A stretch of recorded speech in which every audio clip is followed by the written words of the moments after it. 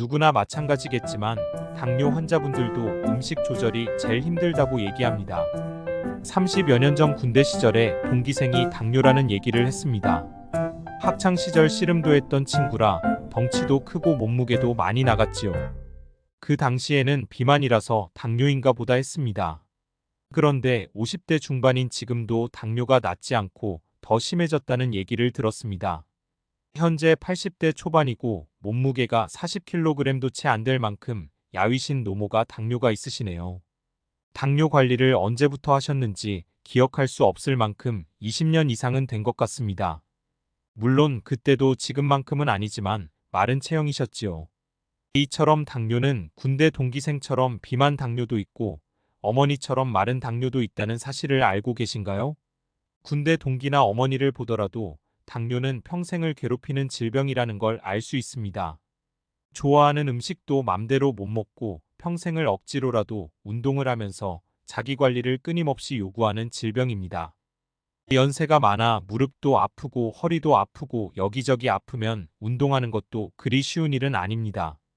당뇨라고 모두 비만이 아니라고 말씀드렸는데 혹시 나도 마른 당뇨에 해당되는지 알아보고 가족 또는 지인 중에 마른 당뇨인이 계시면 주의 깊게 들으셔서 알려주시길 바랍니다. 영상 내용은 마른 당뇨 치료법은 따로 있다는 책의 내용을 기반으로 설명드립니다. 여러 여건상 책의 일부 내용만 알려드리니 시간 내서 읽어보시면 저자의 뜻을 이해하는데 훨씬 더 도움이 될 것입니다. 영상 끝까지 보시면 마른 당뇨인의 특징과 마른 당뇨인을 살찌게 하는 법, 마른 당뇨인에게 도움이 되는 음식 등을 아실 수 있습니다. 당뇨인들은 병원에서 하라는 대로 음식량을 줄이고 운동량을 늘립니다. 하지만 노력에 비해 당뇨 관리가 잘 안 되는 경우가 많으며 심지어 혈당이 높아지거나 당뇨합병증이 발병하기도 합니다. 왜 이런 걸까요? 이는 마른 당뇨가 비만 당뇨가 발생한 원인부터 치료, 생활습관 관리까지 모든 것이 다르기 때문입니다. 겉으로 봤을 때 혈당이 높아졌다는 현상은 같지만 당뇨가 발생한 원인은 전혀 다릅니다. 한의학에서는 겉으로 봤을 때 두통이 생겼다는 현상은 같더라도 감기로 인한 두통, 소화불량으로 인한 두통, 신경성으로 인한 두통 등 두통의 원인에 따라 치료법도 생활습관 티칭도 모두 다르게 접근합니다. 이러한 이치는 두통 같은 단순한 증상뿐만 아니라 당뇨 같은 만성질환에도 적용됩니다. 당뇨인을 체형만으로 단순하게 구별하는 것은 한계가 있지만 체질과 오장육부 문제까지 들여다볼 수 없기에 크게 마른 당뇨와 비만 당뇨 정도만 구별할 수 있어도 당뇨 관리나 극복에 큰 변화가 있을 거라고 확신합니다. 미국인의 당뇨와 우리나라 당뇨가 다른가요?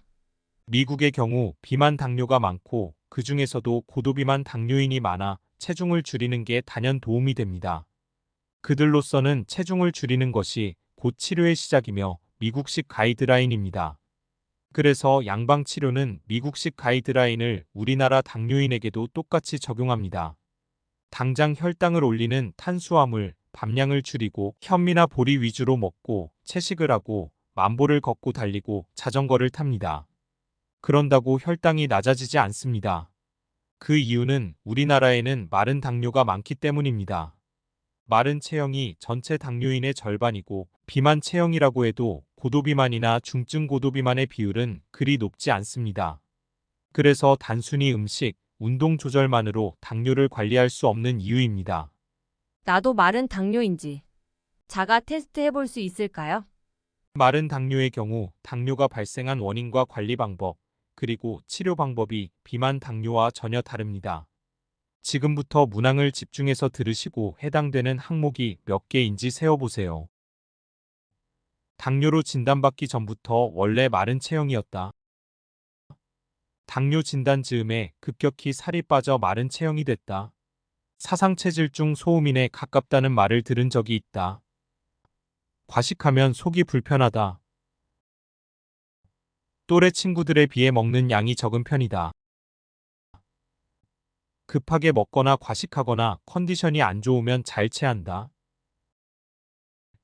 먹는 양에 비해 살이 잘 안 찐다는 말을 듣는 편이다.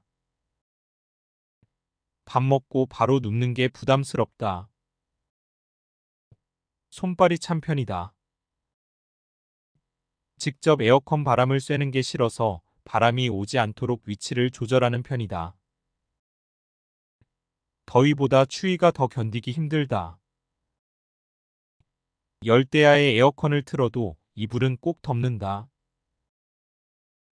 생각이 많은 날은 잠들기 어렵다.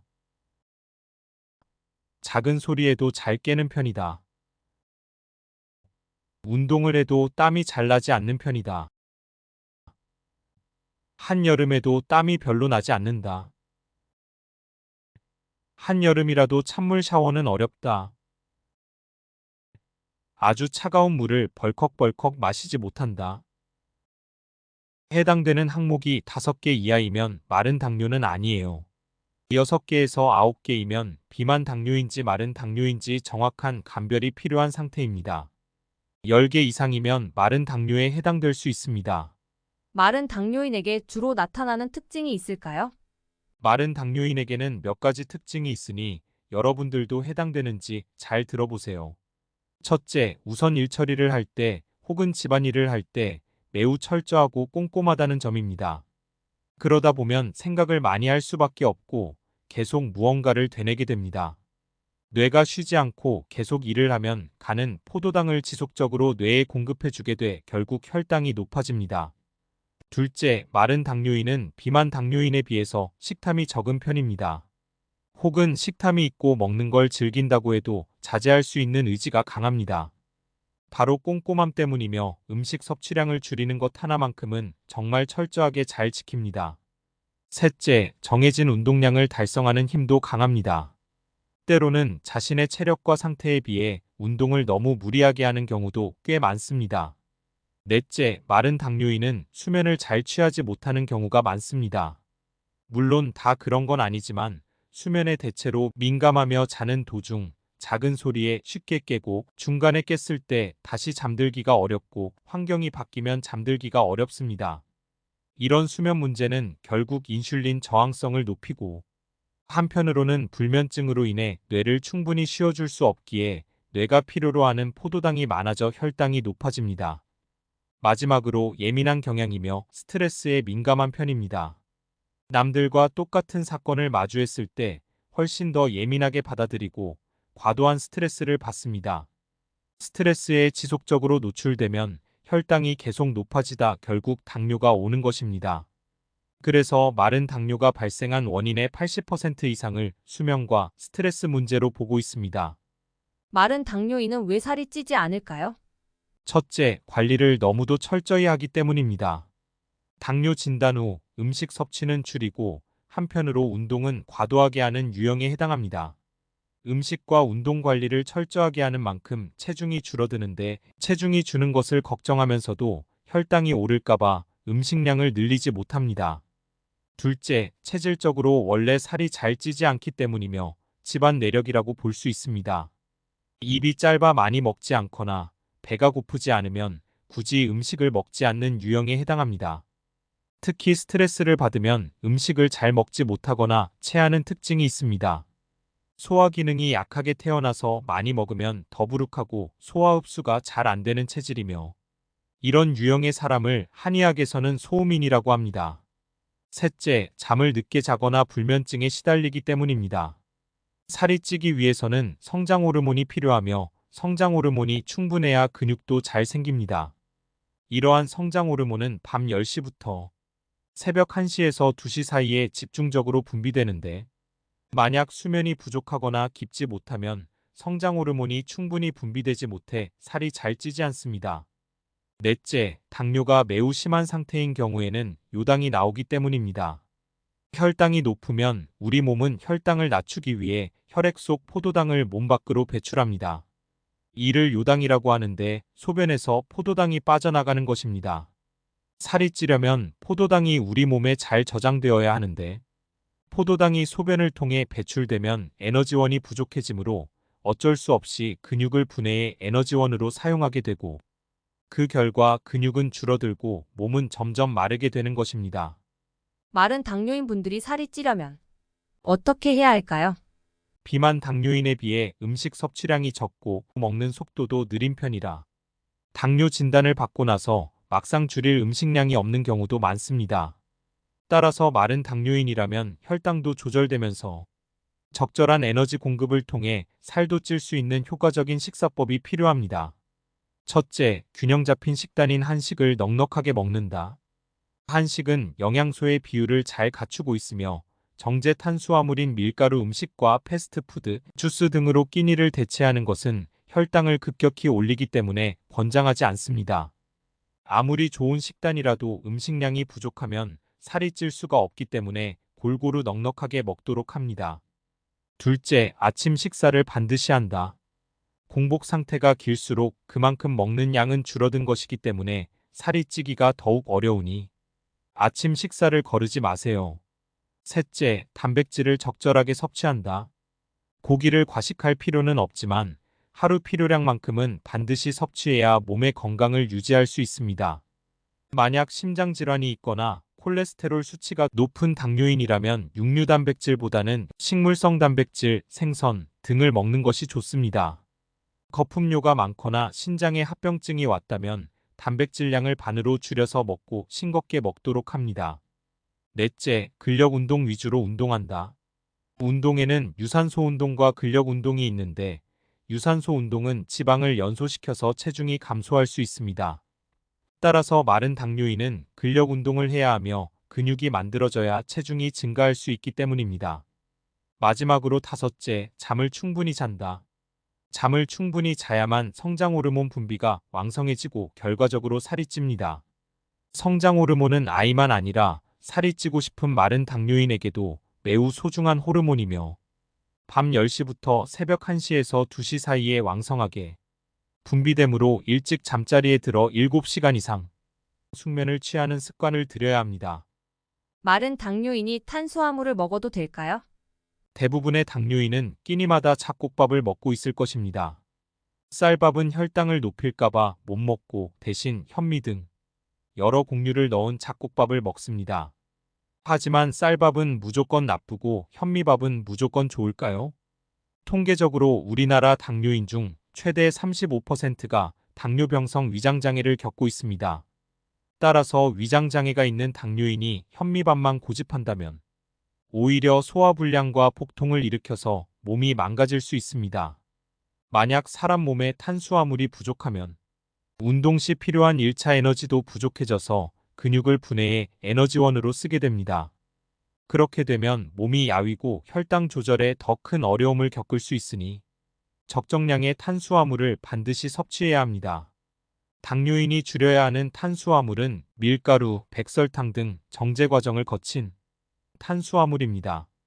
정제 탄수화물은 혈당 스파이크를 만들며 몸에 해를 입히기 때문입니다. 마른 당뇨인에게 고기 섭취가 중요한 이유가 있을까요? 살이 쪄야 하는 마른 당뇨인일수록 적정량의 고기와 단백질 섭취는 필수입니다. 첫째, 근육이 빠지는 것을 막기 위해서입니다. 동물성 단백질의 대표 음식인 고기에는 근육을 만드는데 유용한 영양분이 식물성 단백질보다 더 많습니다. 고기를 먹으면 단백질 외에 비타민 B군, 철분, 셀레늄, 아연, 나이아신 등 필수 영양소도 한꺼번에 섭취할 수 있습니다. 둘째, 비타민 B12 결핍으로 인해 발생하는 근육통을 예방할 수 있기 때문입니다.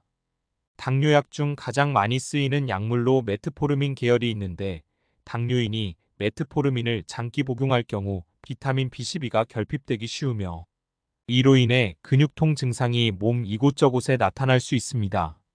이때 고기만 적절히 먹어줘도 비타민 B12가 충분히 채워져서 근육통을 예방할 수 있으며 손발 저림 증상을 느낄 때도 단백질이 충분한 균형 잡힌 식사를 하고 있는지 따져봐야 합니다. 셋째, 고기에는 기분을 좋게 해주는 세로토닌의 원료, 트립토판이 많이 들어있기 때문입니다. 세로토닌은 수면 호르몬인 멜라토닌의 원료가 되어 당뇨인의 숙면을 도와줍니다. 숙면은 당뇨를 극복하기 위해 매우 중요하기 때문이며 수면 호르몬의 원료가 되는 고기 섭취가 꼭 필요합니다. 고기 대신 편하게 단백질 보충제를 먹으면 되지 않을까라고 생각하는 사람도 있을 것입니다. 그러나 단백질 보충제는 신장에 부담을 줄 위험이 있습니다. 마른 당뇨인을 위한 고기는 어떤 게 좋을까요? 돼지고기, 소고기, 닭고기 다 좋으며 고기를 섭취할 때는 고기의 내장 부위는 콜레스테롤 함량이 높으므로 가능한 먹지 않는 게 좋습니다. 그리고 한 끼의 적정 섭취량은 손바닥 크기의 3분의 2 정도입니다. 만약 당뇨로 인해 소변에 거품이 발생한다면 하루 한 끼 정도로 고기 섭취를 제한하는 것이 좋습니다. 마른 당뇨인에게 지방 섭취를 위해 좋은 식품은 어떤 게 있을까요? 버터처럼 상온에서 고체 상태인 포화지방산은 식후 혈당 수치를 높일 수 있고 혈관과 내장에 지속적으로 쌓이면 각종 문제를 일으킵니다. 반면 상온에서 액체로 존재하는 불포화 지방산은 내 몸에 불필요한 지방이 쌓이는 걸 막는 이로운 역할을 합니다. 올리브 오일은 LDL 콜레스테롤 수치를 떨어뜨려 심장 질환의 위험을 낮춰주며 염증을 줄이고 항암 작용을 하는 것으로 알려져 있습니다. 당뇨인이 올리브 오일을 꾸준히 섭취하면 인슐린 민감도를 높여준다는 연구 결과도 있고 올리브 오일이 풍부한 지중해식 식사가 2형 당뇨의 위험을 40% 낮춰준다는 연구 결과도 있습니다. 올리브 오일을 1큰술에서 2큰술을 샐러드나 밥에 살짝 뿌려 섭취하면 되며 아무 올리브 오일이나 먹지 말고 꼭 엑스트라 버진 오일을 선택해야 합니다. 또 미국 임상영양학 저널에 기재된 한 연구 결과에 따르면 아보카도와 같은 식물성 불포화 지방산을 많이 먹은 여성의 경우 그렇지 않은 여성보다 당뇨 위험이 25% 감소한 것으로 나타났습니다. 아보카도의 당분은 1% 정도에 불과해 당뇨인도 혈당 걱정 없이 섭취할 수 있으며 하루에 한 개 정도를 꾸준히 먹는다면 체중 증가에도 도움이 됩니다. 견과류는 당뇨인이 먹을 수 있는 대표적인 음식입니다. 체내에 생성되는 활성산소를 제거해 강력한 항산화 작용을 하며 에너지를 공급하고 면역력을 키워줍니다. 운동 후 견과류를 섭취하면 근육 강화에도 도움을 주며 혈당을 급격히 올리지 않으며 매일 한 움큼씩 먹게 되면 기적의 미네랄 효과를 맛볼 수 있습니다. 마른 당뇨인의 혈당 조절에 도움을 주는 음식을 알려주세요. 여주, 돼지감자, 마늘, 녹차, 식초, 사과가 있습니다. 여주는 평소 소화기가 약하다면 소량만 섭취하거나 따뜻한 성질을 가진 생강, 파, 고추 등을 같이 넣어 요리하도록 하며 여주를 먹고 입이 마르거나 속이 쓰리거나 소화가 되지 않는 경우 섭취를 중단하는 것이 좋습니다. 돼지감자를 섭취하는 방법은 물 2리터에 말린 돼지감자 30g 정도를 넣고 끓여서 차로 마시거나 깍두기를 담가 반찬으로 먹으면 좋습니다. 마늘은 항산화, 항염증 효과와 면역력 증진에 뛰어난 식품으로 혈당 조절에도 도움을 줍니다. 하루 한 쪽 정도를 권하며 한식 위주의 식사를 할 경우 충분할 수 있으며 더 섭취하고 싶다면 1쪽 정도를 얇게 저며서 생으로 먹거나 가루, 환 등으로 대체해 먹어도 됩니다. 녹차는 특히 항산화 물질이 풍부해 당뇨나 고혈압 같은 혈관성 질환에 좋습니다. 녹차는 알칼리성을 띠기 때문에 당뇨인의 갈증 해소에도 좋습니다. 동의보감에 따르면 녹차는 찬 성질이 있어 답답함을 없애고 열을 내려주며 갈증을 없애고 소화를 돕고 눈과 머리를 맑게 해준다고 합니다. 주의해야 할 사항도 있습니다. 녹차 속 타닌 성분은 철분, 칼슘 같은 무기질과 잘 결합해 체내 흡수를 방해하므로 임신 중이거나 빈혈이 있는 경우 궁합이 잘 맞지 않습니다. 철분제나 위장약을 복용 중이라면 30분 정도의 간격을 두고 마시는 것이 좋습니다. 또 배가 차거나 소화기가 약하고 식욕이 적은 사람에게도 맞지 않으며 평소 수면 장애가 있다면 녹차는 되도록 삼가고 마시더라도 늦은 시간은 피하도록 합니다. 식초는 그 자체가 음료가 되거나 음식에 넣는 양념으로 쓰이며 혈당 조절에 도움을 준다고 알려져 있습니다. 식초를 복용할 때는 하루 물 한 컵에 15에서 30ml 정도의 사과 식초를 희석해서 공복에 마시기를 추천합니다. 이때 역류로 인한 식도의 자극을 방지하기 위해 식초를 마신 후 약 30분 동안은 눕지 않도록 하며 입안에 구내염 등의 상처가 있을 경우 식초가 오히려 구강염증을 악화시킬 수 있으므로 상처가 다 나을 때까지 복용을 피하는 것이 좋습니다. 당뇨인은 혈당이 오를까봐 과일을 잘 먹지 못하는데 대부분의 과일이 생각보다 GI, GL 지수가 낮아 당뇨인이 섭취해도 괜찮으며 그 중에서도 사과는 수분이 대부분이라 다른 과일에 비해 혈당을 덜 올리기 때문에 가장 안심하고 먹을 수 있는 과일입니다. 사과가 과일이라서 혈당을 높일 것이라고 염려하는 것과 달리 오히려 공복 혈당을 낮추는데 도움이 된다는 연구 결과도 있습니다.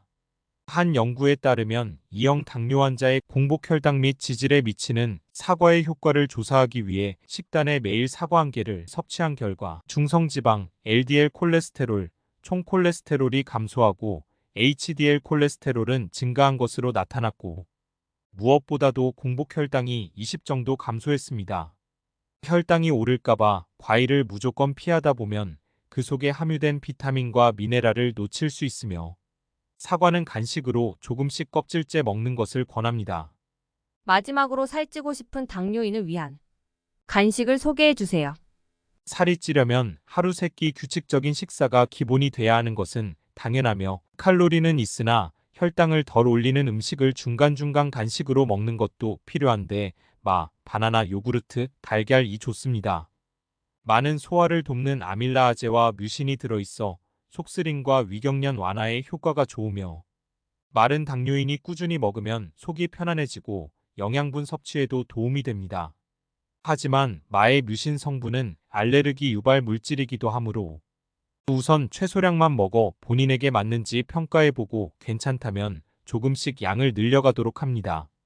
믹서에 마 100g과 마가 잠길 정도의 우유를 넣고 갈아 먹으면 좋은 간식이 됩니다. 바나나는 건강한 단맛을 제공합니다. 당뇨인에게 좋은 바나나는 반점이 없고 꼭지가 약간 초록빛이 도는 싱싱한 바나나입니다. 이런 바나나에는 저항 전분이 들어있어 혈당을 천천히 올립니다.